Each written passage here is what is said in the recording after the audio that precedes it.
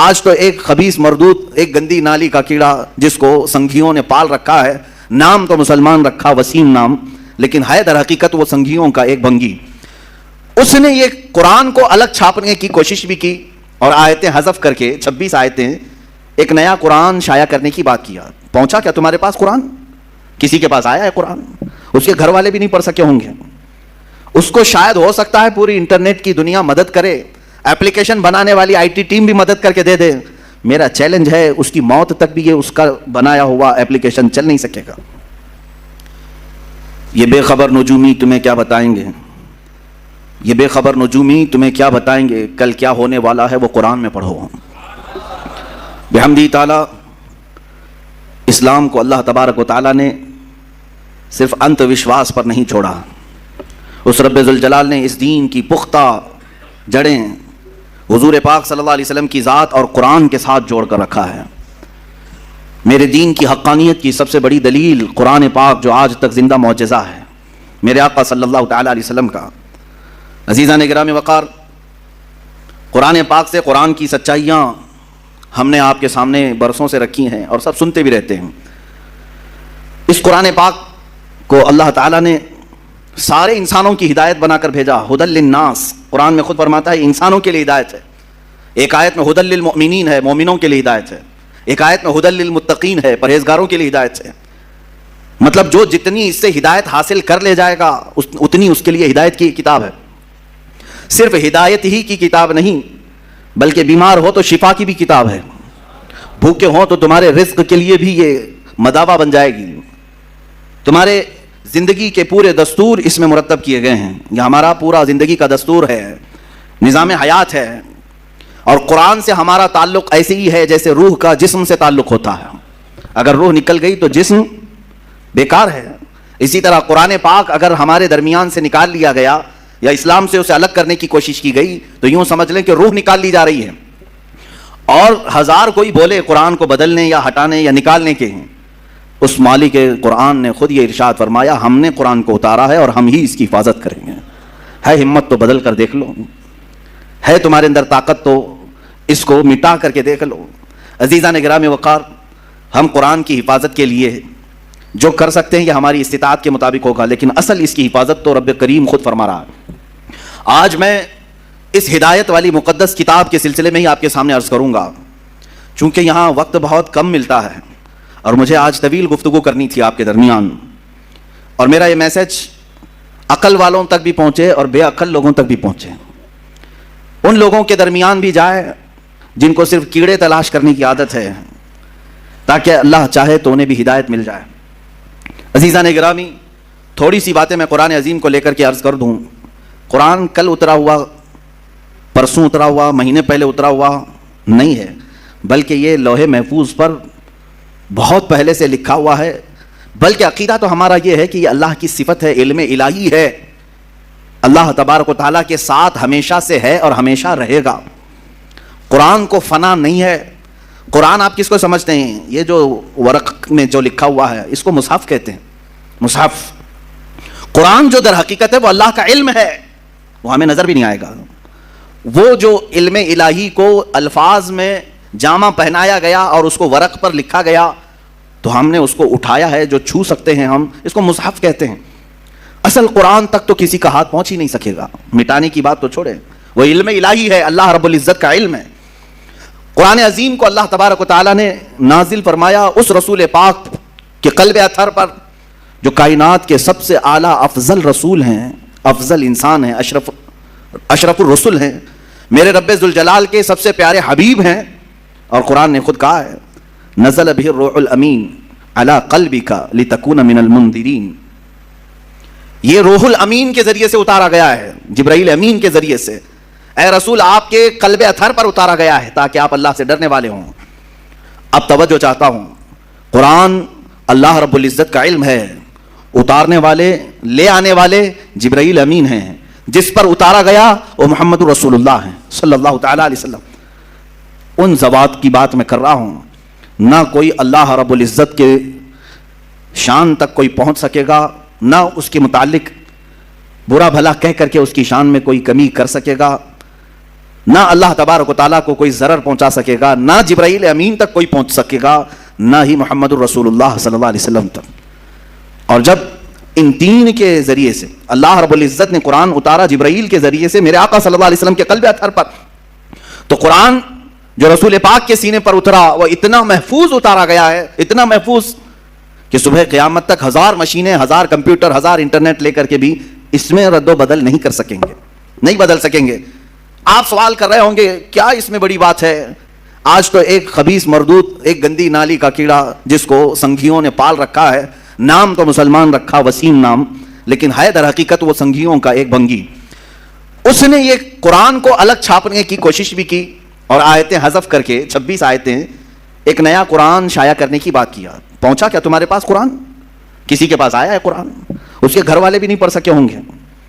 اس کو شاید ہو سکتا ہے پوری انٹرنیٹ کی دنیا مدد کرے, ایپلیکیشن بنانے والی آئی ٹی ٹیم بھی مدد کر کے دے دے.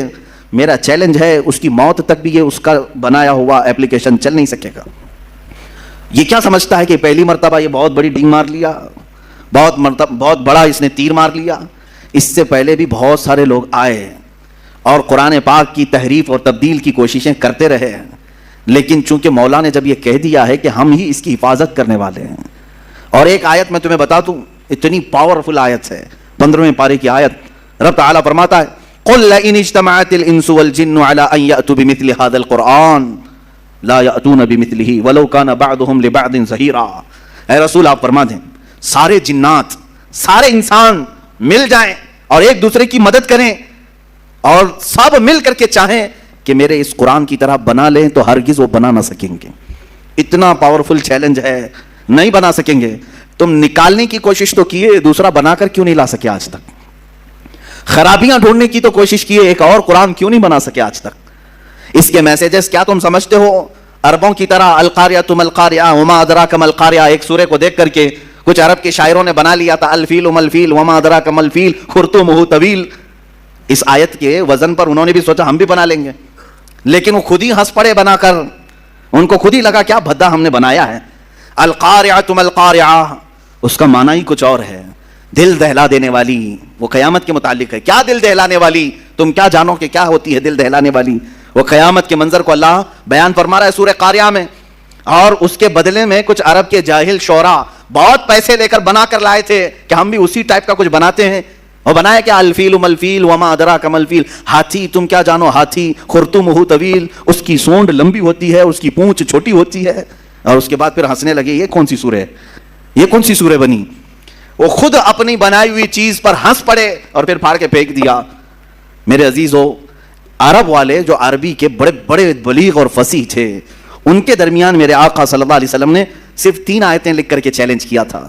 خانہ کعبہ پر پہلے شاعروں کے شعر لٹکائے جاتے تھے, کیونکہ عرب میں اس وقت لٹریچر کا دورہ تھا. جو سب سے اچھا شعر لکھتا وہ خانہ کعبہ کے دروازے پر لٹکایا جاتا, اور جب کوئی دوسرا اس کا جواب لکھتا تو یہ پہلا والا نکال دیا جاتا, پھر نیا والا لگایا جاتا تھا. مقابلہ ہوتا تھا. یہ مقابلہ کئی سال تک چلا, کئی دنوں تک چلا. جب قرآن پاک کی 3 آیتیں میرے آقا صلی اللہ علیہ وسلم نے لے جا کر کے لگایا, انا اعطیناک الکوثر فصل لربک وانحر ان شانئک هو الابتر. 3 ہی چھوٹی آیتیں ہیں, چھوٹی آیتیں, اور قرآن پاک کی سب سے چھوٹی سورہ بھی ہے. اتنا ہی لے جا کر کے میرے آقا صلی اللہ علیہ وسلم نے خانہ کعبہ کے پاس لٹکا دیا. اب عربوں کو تکلیف ہوئی کہ اس کا جواب تو ہونا چاہیے. شاعروں کو بلاؤ, پیسے دے کر کے بلایا گیا, آؤ اس کا جواب دو.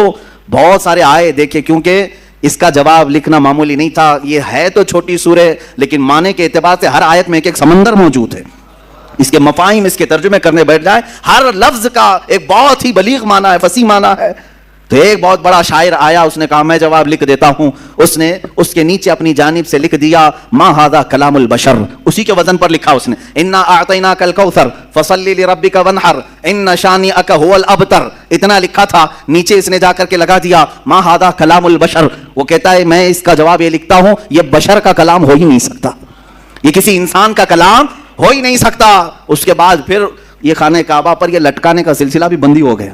آخری مرتبہ قرآن کی وہی سورہ لگائی گئی, اور آج تک پھر دوبارہ کوئی چیلنج کے لیے لا نہیں سکا. عزیزان گرامی, میں تم سے یہ کہنا چاہتا ہوں کہ تمہارے ہاتھوں میں جو قرآن مقدس ہے اس کو معمولی نہ سمجھو. یہ اللہ رب العزت کی سب سے اخیر میں آنے والی کتاب, سب سے عظیم اسباق لی ہوئی کتاب جس کے اندر اللہ نے زمانے ماضی کے قصص بھی بیان کیے، احکام شرعیہ بھی بیان کیے، آنے والے حالات بھی بیان کیے، تمہاری زندگیوں کی کامیابیوں کے راز بھی بیان کیے، لوگوں کے تباہ ہونے کے اسباب بھی بیان کیے، لوگوں کے معاشی حالات کیسے صحیح ہوں اس کے طریقے بھی بیان کیے، تمہارے اخلاق کیسے درست ہوں یہ تمام نکات بھی بیان کیے۔ یہ قرآن پاک ذخیرہ ہے علوم کا۔ میں نے اس سے قبل شاید 1 سال پہلے قرآن مقدس کے متعلق تقریباً بہت ساری چیزیں گھیر کر کئی علوم کو بیان کیا تھا کہ سائنس کی کتنی فیکلٹیز اس کے اندر سے نکلتی ہیں۔ ایمبریالوجی کو قرآن پاک سے بتایا گیا ہے، بچہ پیدا ہونے کے جو یعنی مراحل ہوتے ہیں 9 مہینے، آج جا کر ڈاکٹروں نے جو بتایا ہے، پہلے نطفہ ہوتا ہے، پھر علقہ ہوتا ہے، پھر مضغہ ہوتا ہے، یہ کس طرح سے بنتا ہے، پروسیس کیا ہے،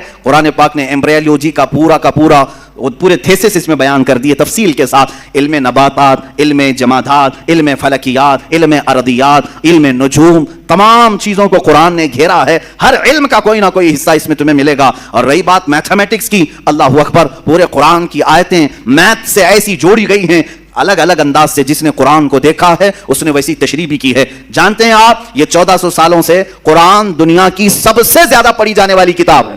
یہ میرا تجزیہ نہیں ہے، انٹرنیٹ پر موجود بڑے بڑے ماہرین جو دنیا کا سروے کرتے ہیں انہوں نے یہ نکال کر کے بیان کیا ہے کہ سب سے زیادہ آج دنیا میں جو کتاب پڑھی جاتی ہے وہ صرف قرآن پاک ہے۔ اور قرآن کا لفظی معنی بھی یہی ہوتا ہے جس کو کثرت سے پڑھا جاتا ہو۔ یہاں آپ مجھے بتاؤ، جتنے بھی مسلمان ہیں، ہو سکتا ہے ان میں سے کسی نے قرآن ختم نہ کیا ہو، حالات ایسے آ گئے ہوں، لیکن کچھ بھی ہو، بغیر قرآن کے میں سمجھتا ہوں کوئی مسلمان ہی نہیں رہتا۔ قرآن پاک میں کلمہ طیبہ بھی ہے، لا الہ الا اللہ محمد الرسول اللہ۔ اگر وہ اتنا بھی پڑھتا ہے تو گویا کہ قرآن کی 2 آیتیں اسے معلوم ہیں۔ اگر وہ نماز پڑھتا ہے، سورہ فاتحہ آتی ہے، اس کا مطلب ہے وہ قرآن پڑھتا ہے۔ قل هو اللہ احد اس کو آتی ہے، اس کا مطلب ہے وہ قرآن پڑھتا ہے۔ انا اعطیناک الکوثر اسے آتی ہے، اس کا مطلب ہے وہ قرآن پڑھتا ہے۔ اتنا قرآن پڑھنے والے تم کروڑوں مسلمانوں کو دیکھو گی، کروڑوں مسلمان ہیں۔ ان کے علاوہ کچھ وہ مسلمان ہیں الحمدللہ جن کو اللہ تعالیٰ نے یہ توفیق بخشی ہے، کوئی 3 دن میں ایک ختم قرآن کرتا ہے، کوئی ہفتے میں ختم قرآن کرتا ہے، کوئی مہینے میں ختم قرآن کرتا ہے، کوئی سال میں ختم قرآن کرتا ہے، کئی تو ایسے ہیں جو دن میں ختم قرآن کرتے ہیں۔ اور اللہ تعالیٰ نے ایسے چند اشخاص کو بھی پیدا کیا۔ صرف امام اعظم ابو حنیفہ رضی اللہ تعالیٰ عنہ رمضان المبارک میں 61 ختم قرآن کیا کرتے تھے، دن میں 1، رات میں 1، اور پورے رمضان کی تراویح میں 1۔ اس طرح سے تقریباً 61 قرآن آپ کے ختم ہوتے تھے۔ یہاں تک کہ روایات میں بتایا گیا ہے جہاں امام اعظم ابو حنیفہ آرام فرما رہے ہیں، جہاں آپ کی قبر ہے آج بغداد میں، اس جگہ پر آپ نے 4000 ختم قرآن کیے ہیں۔ قرآن کو سب سے زیادہ پڑھا جاتا ہے دنیا میں، سب سے زیادہ پڑھا جاتا ہے۔ میں آپ کو ابھی ماضی قریب کا ایک واقعہ بتا دوں۔ قرآن پاک میں ہونے والے، مشغول ہونے والے ایسے بزرگ ہیں۔ بہرحال میں کٹ کرتا ہوں اس واقعے کو، پھر کبھی مجھے کچھ زیادہ طویل گفتگو کرنی ہے کیونکہ دلائل کی روشنی میں آج عرض یہ کرتا ہوں کہ اللہ تعالیٰ نے اس کو یاد کرنے کے لیے بھی آسان بنایا، صرف پڑھنے کے لیے نہیں، یاد کرنے کے لیے بھی آسان بنایا۔ ہم نے وہ بچے بھی دیکھے ہیں جن کو 2 اور 2 کیا ہوتا ہے یہ نہیں معلوم، لیکن پورا قرآن یاد رہتا ہے۔ حافظ قرآن ہے، حافظ قرآن ہونے کے لیے کسی سید زادے کا ہونا ضروری نہیں، پٹھان کے بیٹے کا ہونا ضروری نہیں، شیخ کے بیٹے کا ہونا ضروری نہیں، وہ ایک کسان کا بیٹا بھی چاہے تو قرآن حفظ کر سکتا ہے۔ قرآن پاک کا وہ حافظ ہوتا ہے، اور یہ اللہ کی عطا ہے۔ میرے عزیزو، قرآن کا یہ معجزہ تو دیکھیں، اپنے غیروں کے سینے میں بھی اترتا ہے۔ کئی پنڈتوں کے بچے بھی قرآن پڑھے ہوئے ہیں، وہ اگرچہ دسیسہ کاری کے لیے، اختلافات پیدا کرنے کے لیے یا عیب ڈھونڈنے کے لیے، لیکن یاد کر لے جاتے ہیں قرآن کو۔ اپنی کتاب یاد نہیں کر پاتے لیکن قرآن یاد ہوتا ہے۔ قرآن یاد ہوتا ہے، کہاں سے یاد کریں گے؟ 10 12 کتابیں ایسی ہیں کہ ان کے سب نسخے الگ ہیں، یہاں کے بازار میں الگ ملتی ہے، وہاں کے بازار میں الگ ملتی ہے، کون سی یاد کریں گے؟ ادھر کی یاد کریں، ادھر کی یاد کریں، لیکن قرآن کا ایک معجزہ ہے، امریکہ میں بھی اٹھاؤ تو وہی قرآن ملے گا، ہندوستان میں اٹھاؤ وہی قرآن ملے گا، سعودی میں اٹھاؤ وہی قرآن ملے گا، پاکستان میں اٹھاؤ وہی قرآن ملے گا، جو الحمدللہ سے شروع ہوتا ہے اور والناس پہ ختم ہوتا ہے۔ الحمدللہ یہ قرآن پاک کا معجزہ ہے، ترتیب کے ساتھ آج تک محفوظ ہے۔ میرے عزیزو، اس کی حفاظت کرنے پر اللہ تعالیٰ نے جن لوگوں کو مقرر کیا وہ ایسے علماء، مفسرین، محدثین ہیں۔ اللہ کئی مفسرین ایسے ہیں جو اس کی تفسیر کیے، کچھ تفسیریں ایسی ہیں جو صرف اور صرف اس کے نحوی معنی کو بیان کیے، کچھ لوگوں نے تفسیر لکھی جو اس کے صرفی معنی کو بیان کیے۔ گاڑا ہو رہا ہوگا، بس سنتے چلو۔ کچھ مفسرین ایسے ہیں جو اس میں سے واقعات جتنے ان کی تفسیر کیا، کچھ مفسرین ایسے ہیں جو ان میں آیات احکام کے ہیں، حلال حرام کیا کیا جائز ناجائز، صرف ان آیات کی تفسیر کیا۔ اس طرح سے جانتے ہیں تقریباً ابھی دنیا میں 1000 سے زیادہ تفسیریں پائی جاتی ہیں، 1000 سے زیادہ تفسیریں پائی جاتی ہیں، الگ الگ انداز کی تفسیریں کی گئی ہیں۔ ہر ایک نے جس نظر سے قرآن پاک کو دیکھا اس نظر سے وہ تفسیر کرتے گئے، اور مفسرین کی تعداد بھی بے شمار. اتنا ہی نہیں میرے عزیزو، مفسرین، مفسر کس کو کہتے ہیں؟ جو قرآن کی خدمت پر لگا ہے، قرآن کو کھول کر لوگوں کے درمیان بیان کرتا ہے. ان میں مفسرین وہ بھی ہیں جنہوں نے آیتیں بھی گن کر رکھی ہے. آیتیں ہی نہیں بلکہ اس کے اندر موجود پورے حروف بھی گن کر کے رکھے ہیں. صرف حروف ہی نہیں، بعض مفسرین وہ ہیں جو ان میں موجود نقطے بھی گن کر کے رکھے ہیں. یہ بھی گنا ہے کہ کتنی مرتبہ با آیا ہے، کتنی مرتبہ تا آیا ہے، کتنی مرتبہ یا آیا ہے، کتنی مرتبہ سین ہے، شین ہے. قرآن کے ہر حرف کو محفوظ کر کے رکھا ہے مفسرین نے. یہاں تک میں آپ کو بتاؤں، عقل حیران ہوتی ہے، آج تک کسی کتاب پر اتنی خدمت نہیں ہوئی. ان مفسرین کی تربتوں پر لاکھوں سلام. انہوں نے یہ تک لکھ دیے کہ قرآن میں کتنے زبر ہیں، کتنے زیر ہیں اور کتنے پیش ہیں. یہ تک بھی لکھ دیا. زبر کی تعداد کتنی، زیر کی تعداد کتنی، پیش کی تعداد کتنی، سورے کتنے ہیں، یہ تو موٹی موٹی بات ہے، ہر ایک کو معلوم ہے. 114 سورے ہیں، 540 رکوع ہیں، 30 پارے ہیں، منزلیں 7 ہیں. یہ سب تو موٹی موٹی باتیں تقریباً مسلمانوں کو معلوم ہے. لیکن مفسرین نے اس کے نقطے، حروف، زبر، زیر سب جمع کر کے رکھ لیا. اب یاد کرنے کے لیے اتنی آسان اللہ نے بنایا. اللہ اکبر. کسی کو 3 سال میں یاد ہو رہا ہے قرآن، کسی کو 2 سال میں یاد ہو رہا ہے. آج بھی کئی ایسے لوگ ہیں جو کبھی 7 مہینے میں قرآن یاد کرتے ہیں. آپ کو پتا ہے بریلی کے تاجدار امام عشق و محبت اعلیٰ حضرت فاضل بریلوی رضی اللہ تعالیٰ عنہ عالم بھی تھے، قاری بھی تھے، محدث بھی ہیں، مفسر بھی ہیں. لکھنے والے نے کسی نے خط لکھا، حضرت مولانا حاجی حافظ و قاری احمد رضا خان صاحب. حافظ نہیں تھے آپ، حافظ نہیں تھے. خط آیا، شعبان کی 29ویں تھی. آپ نے دیکھا کہ میرے نام پر حافظ بھی اس نے لکھ دیا. لوگ اگر میرے بارے میں گمان کرتے ہیں کہ میں حافظ ہوں تو کیوں نہ حفظ شروع کروں. فرماتے ہیں کہ روزانہ پھر آپ نے قرآن اٹھایا اور فجر کے بعد تلاوت شروع کرتے. ایک پارہ تلاوت کرتے بلکہ یاد کر کے رات کو تراویح میں سنا دیتے. جب 30ویں تراویح آئی تو اعلیٰ حضرت حافظ قرآن بھی ہو چکے تھے. اللہ تعالیٰ نے ان کے سینوں کو کھول رکھا تھا. کوئی 1 مہینے میں حافظ قرآن ہوتا ہے. اچھا اور اوپر جائیں، امام اعظم ابو حنیفہ رضی اللہ تعالیٰ عنہ کے ایک شاگرد ہیں. ان کے ایک شاگرد ہیں، 2 شاگرد مشہور ہیں، امام ابو یوسف اور ایک امام محمد بن حسن شیبانی. یہ چھوٹے تھے جب امام اعظم کے پاس پڑھنے کے لیے آئے تھے، داڑھی مونچھ بھی نہیں تھی. امام اعظم ابو حنیفہ رضی اللہ تعالیٰ عنہ چھوٹے لوگوں کو قریب رکھنے سے تھوڑا سا بچتے تھے. کہتے کہ اور پڑھ کے آؤ، جب تھوڑی جوانی آ جائے تب میں درسگاہ میں بیٹھنا.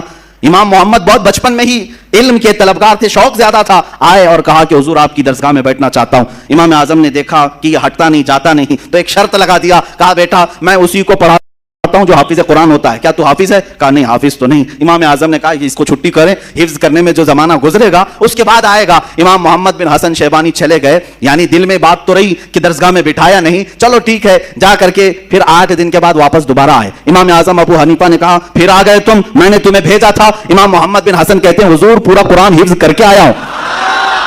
آپ نے 8 دن قبل کہا تھا اس 1 ہفتے میں میں حفظ قرآن کر کے آیا ہوں. یہ اللہ کا کلام ہے، وہ جس کے سینے میں چاہے اتار دے. اور یہ رب ذوالجلال کی عطا ہے. یہ تو میں دنوں کی تعداد بتا رہا ہوں، کوئی مہینے میں، کوئی 6 مہینے میں، کوئی سال، 3 سال، 8 دن. مولا اگر چاہے تو منٹ میں بھی کسی کے سینے میں اتارے.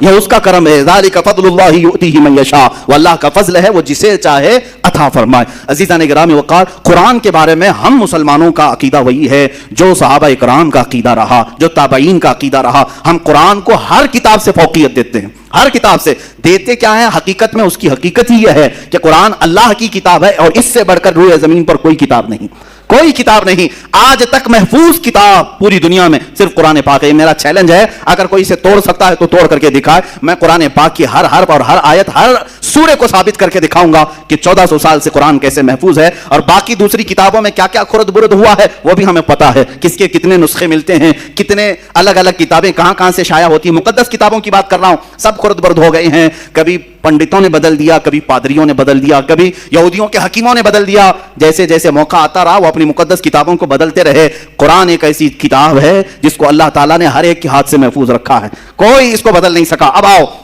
اصل موضوع پر میں آ جاتا ہوں، اس لیے کہ شاید یہ وقت بھی ناکافی ہو جائے گا. آج اس بات کو نوٹ کر کے چلے. میں جواب دے رہا ہوں جن لوگوں کو قرآن کی 26 آیتوں سے تکلیف ہے، میں وہی 26 آیتیں پھر سے تلاوت کرتا ہوں تاکہ تمہاری تکلیف اور بڑھے اور بڑھے اور مومنوں کے دل میں نور اور زیادہ ہو. کیونکہ قرآن کی آیت ہے، ہم سنیں گے ایمان بڑھتا ہے. میرے آقا نے فرمایا 1 حرف پڑھو گے تو 10 نیکیاں. کتنے؟ 1 حرف پڑھو تو 10 نیکیاں. اب یہ 26 آیتوں میں نے کاؤنٹ نہیں کیا کتنے حرف ہیں، اب کاؤنٹ کریں گے تو ہزاروں نیکیاں ہیں. اور مومنین کے لیے یہ ثواب ہی ہے. اور ان لوگوں کے لیے اگر تکلیف ہے تو اعلیٰ حضرت کا وہ شعر میں عرض کر کے آگے بڑھتا ہوں. فاضل بریلوی رضی اللہ تعالیٰ عنہ فرماتے ہیں دل آدھا کو رضا تیز نمک کی دھن ہے. میں سمجھاتا ہوں. اعلیٰ حضرت کے اشعار بھی اچھوں کو نہیں آ پاتے, پلے نہیں پڑ پاتے ہیں, لیکن میں بھی کوئی بہت بڑا عالم نہیں ہوں, بزرگوں سے اساتذہ سے جو سنا اشعار یا تشریح وہ آپ کے سامنے منتقل کرتا ہوں. اعلیٰ حضرت فرماتے ہیں دل آدھا کو رضا تیز نمک کی دھن ہے, کچھ اور ذرا چھڑکتا رہے خامہ تیرا. مطلب یہ ہے دل آدھا دشمنوں کے دل کو تیز نمک کی دھن ہے. تیز نمک پایا جاتا ہے. تیز نمک کیا ہوتا ہے؟ یہ نمک زبان پر رکھو گے تو 2 گھنٹے جلتی رہے گی زبان. ایک تیز نمک ہوتا ہے, وہ تیز نمک جلدی کوئی چکھتا نہیں. لیکن اعلیٰ حضرت فرماتے ہیں کچھ دشمن ایسے ہیں ہمارے, ان کو تیز نمک کھانے کی عادت ہے, ان کو تیکھا تیکھا کھانے کی عادت ہے, تو پھر تم انہیں میٹھا میٹھا کیوں کھلاؤ گے؟ کچھ اور ذرا چھڑکتا رہے خامہ تیرا. اعلیٰ حضرت اپنے بارے میں فرمائے خامہ کہتے ہیں قلم کو, احمد رضا تمہارا قلم اور تھوڑا سا نمک چھڑکتا رہے تاکہ ان کو تیز کھانے کی جو عادت ہے وہ ملتی رہے. آج اگر 26 آیتیں کسی کو کچوں کے لگاتی ہیں, پیٹ میں مروڑ پیدا کرتی ہیں, تکلیف دیتی ہیں, تو ہم اعلیٰ حضرت کے اسی شعر کی برکت سے اور تلاوت کریں گے اور تلاوت کریں گے. میں اپنی تقریر کے اخیر میں یہ عرض ضرور کہوں گا کہ یہ 26 آیتیں میں نے اس کو پورا ایک بینڈ بنایا ہے, ایک کتاب انشاءاللہ العزیز شائع بھی ہوگی اور ہر گھر میں تقسیم بھی ہوگی. تم بھی پڑھو, ان تک بھی پہنچاؤ تاکہ یہ آیتیں بار بار دیکھیں اور پھر وہ محسوس کریں جنہیں ہم حذف کرنے کی کوشش کر رہے تھے, وہ آج ان چھوٹے مسلمانوں نے گھر گھر تک پہنچا دیا ہے. آیتیں پڑھتا ہوں, شروع میں تھوڑی سا آپ کو لگے گا کہ ترجمہ سننے کے بعد کہ کیا واقعی ایسی آیتیں ہیں جس کو کہتے ہیں آتنکواد کو بڑھاوا دیتی ہیں, دہشت گردی کو بڑھاتی ہیں یہ آیتیں, ٹیررزم کو بڑھاتی ہیں یہ آیتیں. ان کو یہ لگتا ہے کہ قرآن کی یہ آیتیں ٹیررزم کو بڑھاتی ہیں. اللہ اکبر, یہ ایک بکواس ہے, ایک پروپیگنڈا ہے, یہ سب کو معلوم ہے, لیکن انہیں سیاست جو کرنی ہے اس لیے ہمیں جواب بھی دینا پڑ رہا ہے. باقی قرآن کی اس دفاع کی ضرورت بھی نہیں ہے. قرآن اپنی حقانیت سے صبح قیامت تک باقی رہے گا, باقی رہنے والا ہے, کچھ بھی کر لیں گے. میں آپ کو بتاؤں ٹیررزم بڑھتا ہے, دہشت گردی بڑھتی ہے, آتنکواد بڑھتا ہے. اس کے لیے ایک واقعہ مجھے یاد آتا ہے.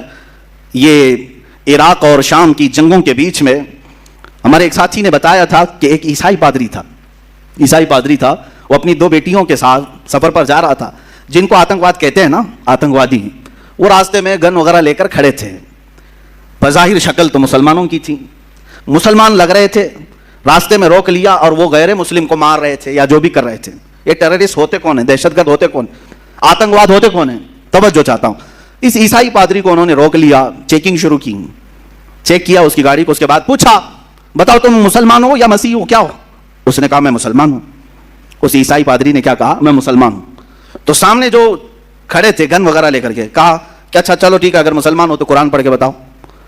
تو یہ پادری, اس کے پاس بائبل تھی, بائبل رکھی ہوئی تھی, وہ اٹھایا اور اس میں سے پڑھنے لگا. کچھ جگہ سے پڑھا اور سامنے والوں نے کہا اچھا ٹھیک ہے جاؤ, تو مسلمان ہو, آگے جاؤ. چھوڑ دیا. اس کی بیٹیاں اس سے پوچھنے لگیں بابا یہ کیا کیا تم نے؟ ان لوگوں کے سامنے کہا میں مسلمان ہوں اور بائبل پڑھ کے بتایا کہ قرآن پڑھ رہا ہوں. اس عیسائی نے بہت اچھا جواب دیا تھا, کہا کہ بیٹا مجھے معلوم ہے یقین کے ساتھ کہ یہ جو کھڑے تھے یہ قرآن پڑھے ہوئے لوگ نہیں تھے, قرآن پڑھے ہوئے لوگ نہیں تھے. اگر قرآن پڑھے ہوئے ہوتے تو راستہ روک کر کسی کی گردن پر بندوق نہیں تانتے. مجھے یقین تھا کہ کسی اور کے پالے ہوئے ٹٹو ہیں, ان کے پاس کچھ بھی پڑھو تو یہ سمجھیں گے قرآن ہے. حقیقت یہی ہے میرے عزیزو, ٹیررزم یا آتنکواد اور دہشت گرد جس کو کہا جا رہا ہے, میں یقین کے ساتھ کہتا ہوں انہیں لاؤ اور قرآن کی آیتیں پڑھوا کر کے دکھاؤ, نہیں پڑھ پائیں گے. ان کو تو خریدا گیا ہے یا پالا گیا ہے یا جس طرح سے بنایا گیا ہے. بلکہ آپ کو میں کہوں آج بھی ویب سائٹس پر موجود ہے.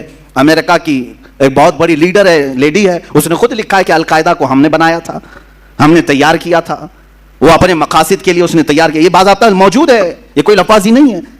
اور دنیا جانتی ہے, پڑھے لکھے لوگ بھی جانتے ہیں کون ان کو تیار کر رہا ہے, کون بنا رہا ہے, افغانستان کے حالات کس نے خراب کیے تھے, سب پتا ہے, پوری دنیا کی سیاست ہے.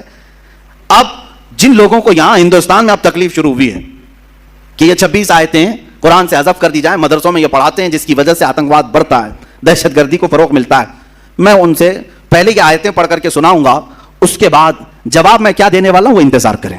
جواب میں ہو سکتا ہے آپ یہ سمجھیں گے کہ آپ ڈیفینس کریں گے, نہیں اس کا مطلب ایسا نہیں ویسا نہیں. میں ایسا کچھ نہیں بتانا چاہتا, میں کچھ نہیں کہوں گا, قرآن کی آیت پڑھتا ہوں, جواب میں جو بتاتا ہوں توجہ سے سنیں. آیت نمبر 1 قرآن پاک کی جس پر ان کو تکلیف ہے, سنلقی فی قلوب الذین کفروا الرعب بما اشرکوا باللہ ما لم ينزل به سلطانا ومأواهم النار وبئس مثوى الظالمین. اللہ فرماتا ہے, کنز ایمان کا ترجمہ میں ہر جگہ کرتا رہوں گا, توجہ. کوئی دم جاتا ہے کہ ہم کافروں کے دلوں میں رعب ڈالیں گے, کافروں کے دلوں میں رعب ڈالیں گے کہ انہوں نے اللہ کا شریک ٹھہرایا جس پر اس نے کوئی سمجھ نہ اتاری, اور ان کا ٹھکانہ دوزخ ہے, اور کیا برا ٹھکانہ نا انصافوں کا. اس آیت میں تکلیف کس بات کی ہے ان کو؟ تکلیف کس بات کی ہے؟ اس بات کی ہے کہ یہ اللہ تمہارا کہہ رہا ہے کافروں کے دلوں میں مسلمانوں کا رعب ڈالے گا، رعب ڈال کر کے رکھے گا، ہم سب کو ڈرائے گا تمہارا اللہ. یہ آیت نمبر 1. دوسری آیت جس سے ان کو تکلیف ہے، جو قرآن سے نکالنے کی بات کرتے ہیں، سپریم کورٹ تک بھی گئے نا یہ، ہاں سپریم سے بھی اوپر اگر کہیں اور بھی ہے تو وہاں تک بھی جائیں. وَدُّوا لَوْ تَكْفُرُونَ كَمَا كَفَرُوا فَتَكُونُونَ سَوَاءً فَلَا تَتَّخِذُوا مِنْهُمْ أَوْلِيَاءَ حَتَّى يُهَاجِرُوا فِي سَبِيلِ اللَّهِ فَإِنْ تَوَلَّوْا فَخُذُوهُمْ وَاقْتُلُوهُمْ حَيْثُ ثَقِفْتُمُوهُمْ حَيْثُ وَجَدتُّمُوهُمْ وَلَا تَتَّخِذُوا مِنْهُمْ وَلِيًّا وَلَا نَصِيرًا.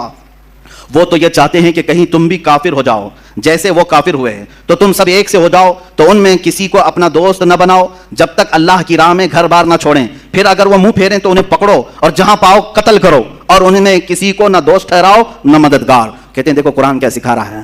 قرآن کہہ رہا ہے کہ کافروں کو جہاں پکڑو مارو، قتل کرو، اور ان کو دوست نہ بناؤ. یہ تکلیف ان کو دیتی آیت. اس کا پس منظر کیا ہے، بیک گراؤنڈ کیا ہے، اس سے انہیں کچھ لینا دینا نہیں ہے. قرآن کی آیت آئی ہے، یہ آیتیں بھی آپ کو میں انشاءاللہ العزیز پہنچوا دوں گا. یہ سورہ نساء کی آیت نمبر 89 ہے. ترجمہ بھی بتائیں، ان کا جواب میں ابھی عرض کرتا ہوں. آیت سنیں. ان الذين كفروا بآياتنا سوف نصليهم نارا كلما نضجت جلودهم بدلناهم جلودا غيرها ليذوقوا العذاب ان الله كان عزيزا حكيما. بے شک جنہوں نے ہماری آیتوں کا انکار کیا ان قریب ہم ان کو آگ میں داخل کریں گے. اللہ فرما رہا ہے جنہوں نے ہماری آیتوں کا انکار کیا ان کو ہم آگ میں داخل کریں گے. جب کبھی ان کی کھالیں پک جائیں گی ہم ان کے سوا اور کھالیں انہیں بدل دیں گے کہ عذاب کا مزہ لیں. بے شک اللہ غالب حکمت والا ہے. تکلیف تو دے گی، جس میں اللہ نے فرمایا جنہوں نے ہماری آیتوں کا انکار کیا، اللہ فرما رہا ہے ہم انہیں جہنم میں داخل کریں گے اور ان کی کھالوں کو پکائیں گے. جب ان کی کھالیں پک جائیں گی تو ہم دوسری نئی کھالیں ڈالیں گے تاکہ وہ عذاب